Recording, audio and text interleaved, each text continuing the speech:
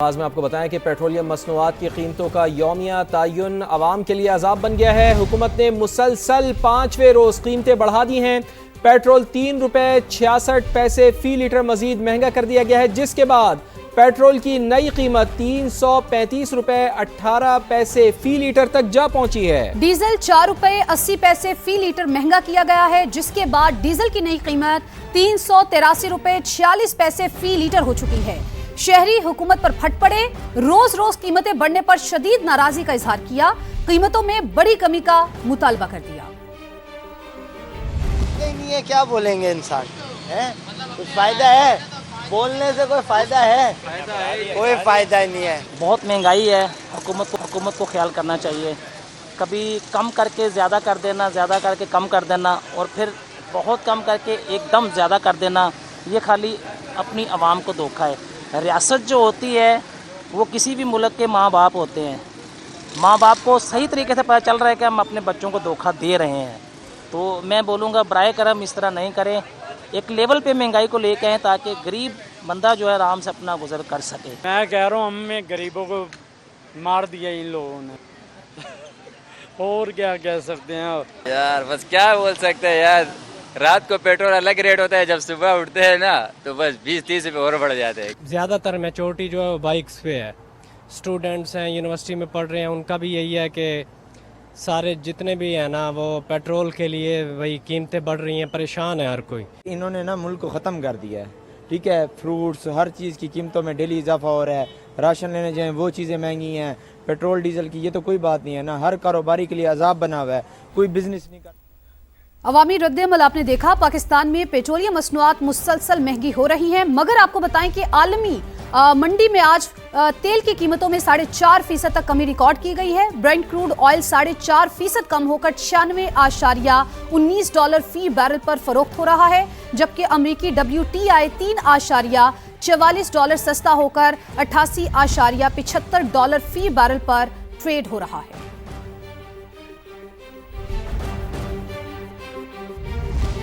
آگے بڑھتے ہیں اور آپ کو بتاتے ہیں کہ کراچی میں مونسون کی پہلی بارش، صدر، گلشن اقبال، نارتھ ناظم آباد، ڈیفنس، کلفٹن اور اورنگی ٹاؤن سمیت دیگر علاقوں میں تیز ہواؤں کے ساتھ کہیں ہلکی تو کہیں موسلا دھار بارش ہوئی ہے۔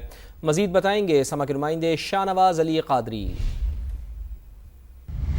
دیکھیں، کراچی والوں کا انتظار ختم ہوا اور مانسون کی پہلی بارش ہو چکی ہے اور شہر میں موسم بہت ہی خوشگوار ہو گیا ہے، اور محکمہ موسمیات کی جانب سے بھی بتایا گیا ہے کہ آئندہ 1 سے 2 روز تک یہ بارش کا سلسلہ چلتا رہے گا، ہلکی اور تیز بارش ہوتی رہے گی، ساتھ ساتھ جو ہے تیز ہوائیں چلنے کا بھی امکان ہے۔ بارش کے بعد کچھ سڑکوں پر ہم نے دیکھا کہ پانی جمع ہوا ہے، انتظامیہ موجود ہے، پانی کی نکاسی کا کام کیا جا رہا ہے، لیکن جو پریشان کن صورتحال ہے وہ تاحال اب تک سامنے نہیں آ سکی ہے، اور جو انتظامیہ ہے وہ ہائی الرٹ پر ہے۔ جی بہت شکریہ آپ کا۔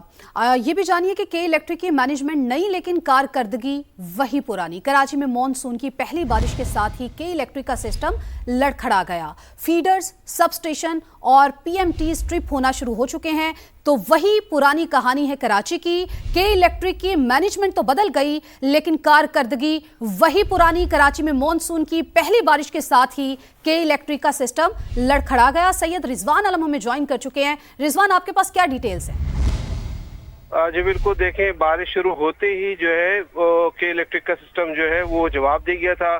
300 سے زائد فیڈر ٹرپ ہوئے تھے اور اس دوران جو ہے وہ متعدد شہر کے علاقے جو ہے بجلی سے محروم ہو گئے تھے، جن میں ناظم آباد، گولی مار، پاک کالونی، گل بہار، نارتھ ناظم آباد، نارتھ کراچی، نیو کراچی، سرجانی، اللہ کی بستی، سلطان آباد، گلشن اقبال کا کافی بڑا ایریا بھی اندھیرے میں ڈوب گیا تھا، اور جو ہے وہ اس کے بعد جو ہے 300 فیڈر ٹرپ ہوئے۔ اور حالانکہ کے الیکٹرک میں ابھی بڑے بڑے عہدوں پہ بڑی بڑی تبدیلیاں ہوئی ہیں، انتظامی تبدیلیاں ہوئی ہیں، لیکن کے الیکٹرک کا جو پرنالہ ہے وہ وہیں سے بہ رہا ہے جہاں سے پہلے بہتا تھا۔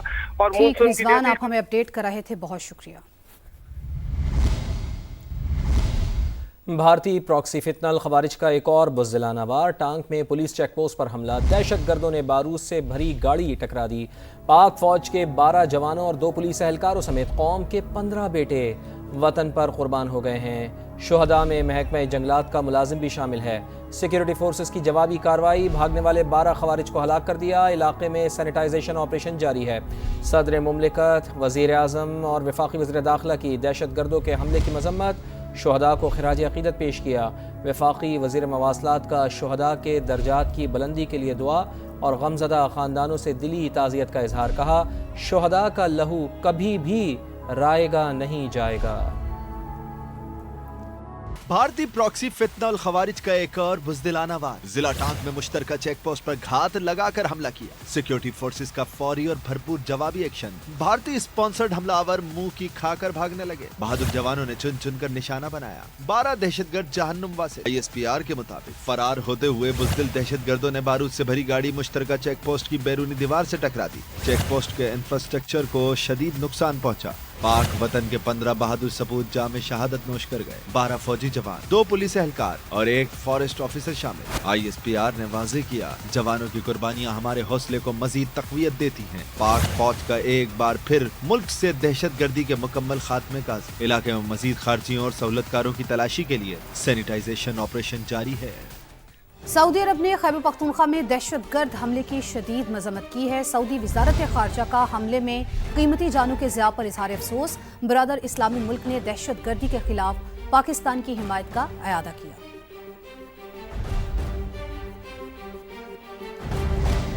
पाकिस्तान में दहशतगर्दी के पीछे भारत का हाथ, वो दहशतगर्दों को वसाइल फराहम कर रहा है। वज़ीर आज़म ने मोदी सरकार का मकरूह चेहरा बेनकाब कर दिया। कहा, मुल्क में दहशतगर्दी साजिश के तहत दोबारा लाई गई। दहशतगर्दी के लिए अफगान सरजमीन इस्तेमाल हो रही है। तालिबान रिजीम दहशतगर्दों को रोकने में मुकम्मल नाकाम है।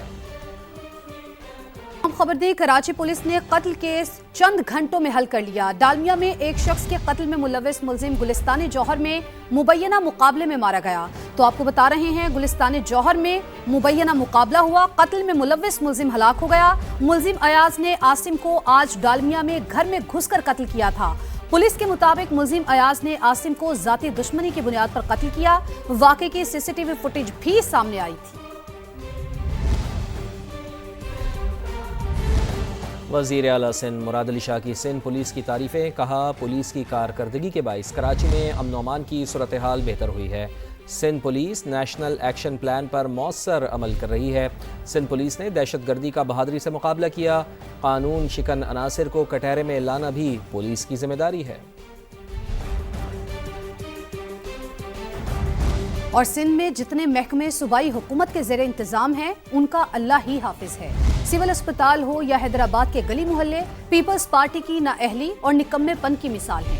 Opposition leader Sindh assembly Ali Khurshidi का कहना है कि 18 साल से इक्तदार में रहने वालों से जिम्मेदारी पूरी नहीं हो रही। जितने भी महकमे हैं जिनका ताल्लुक सूबाई हुकूमत से है, उसका हाल अल-हमान अल-हफीज सिविल अस्पताल हैदराबाद से शुरू हो जाए इनके निकम्मे और नाअहलेपन पे बात करने के लिए। और हैदराबाद की गलियां, चौक, चौराहे ये इस बात का सबूत दे रहे हैं कि जिन लोगों की जिम्मेदारी है वो निकम्मे हैं। इनसे जिम्मेदारी अदा नहीं हो रही है। ये कोई 2, 3, 4 सालों की बात नहीं है। स्ट्रेट 18 साल का इख्तियार है जनाब पाकिस्तान पीपल्स पार्टी के पास। अगर हक नहीं दिया जाएगा तो फिर हम अपना हक छीनना भी जानते हैं। कराची में HIV का तशवीशनाक। हैदराबाद में 2 गिरोहों के दरमियान झगड़ा, मुतादिद अफराद जख्मी हो गए। पुलिस ने मुलविस अफराद को हिरासत में लिया तो दोनों ग्रुपों के मुश्तइल अफराद ने थाने के बाहर धरना दे दिया। मुजाहिरीन को मुंतशिर करने के लिए पुलिस की हवाई फायरिंग, लाठी चार्ज भी किया।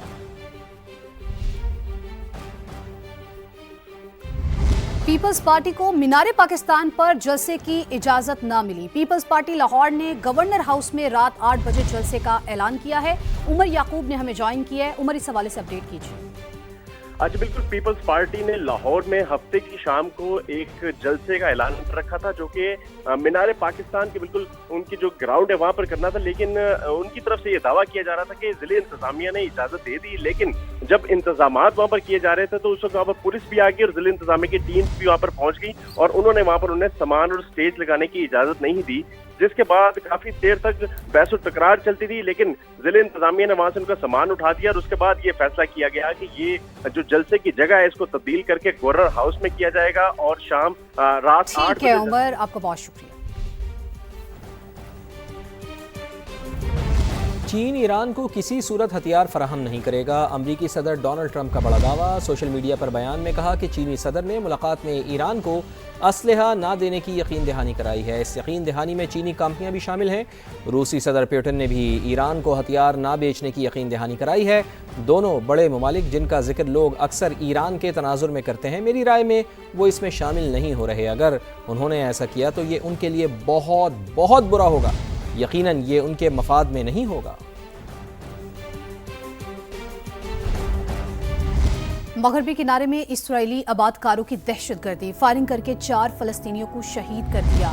फलस्तीनी शहरियों की मज़ाहमत, 1 फौजी समेत 2 इस्राएली हलाक। वाक़े के बाद इस्राएली फौज के इलाके में बड़े ऑपरेशन की तैयारी जारी है।